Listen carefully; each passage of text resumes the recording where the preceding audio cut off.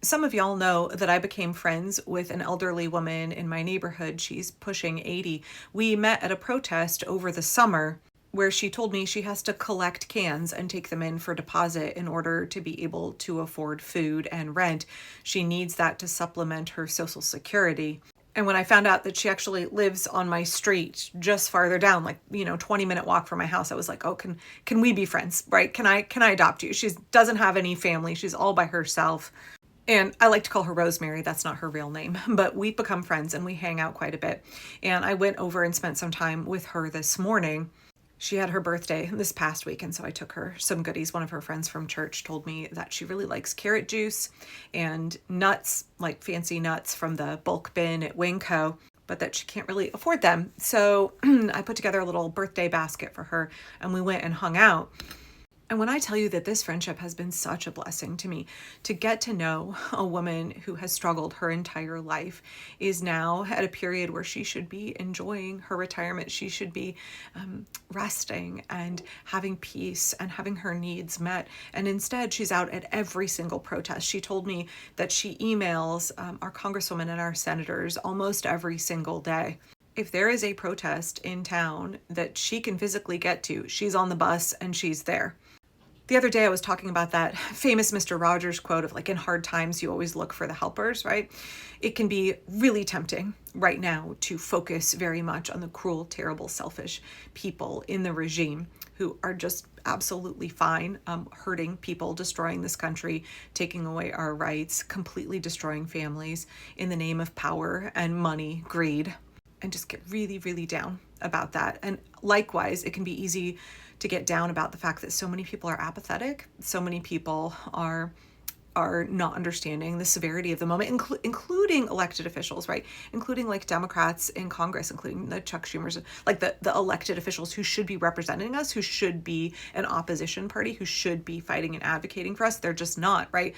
So it's not just the cruel, terrible, awful, evil people. It's also the folks who just like are not getting it, or they don't care. Folks who are checked out, apathetic, underestimating what is required, not willing to do what it takes. All of that together can just really like drag you down and take you to a really dark place where it's hard to feel that you have any faith in humanity. It's hard to believe that we can do better, like that people are good. Like I've said before that my belief in the goodness of humanity has been severely shaken this year, but getting to know Rosemary, having a relationship with her, has restored that so much. Every time we get together and hang out, I am reminded that there are people who have struggled very, very hard, who have every reason to be bitter and jaded and selfish and checked out, and to just like not care about other people, because after all, people didn't care about them. But instead, they're leaning into their humanity. Instead, they are overflowing with caring and compassion. So as we were sitting across her little breakfast table today, she was telling me more about her life and all of the hardships that she's endured, but she did it in a way that was just, it wasn't a pity party. It was just like, this is what my life has been for 8 decades. She got out her phone and she pulled up this little Facebook event. She's like, hey, did you see this church in Inner Northeast is having this meeting later this week? She said, what caught my eye is the title of this meeting. I don't go to this church. It's in a different part of town. I would have to take like 3 buses to get there, multiple transfers to get there. She's like, but the name of this meeting is Solidarity and Connection.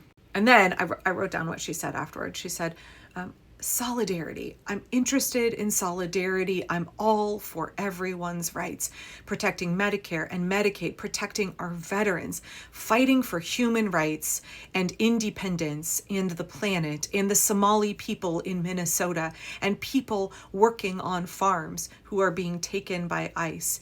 It's all the same fight. My fight is their fight.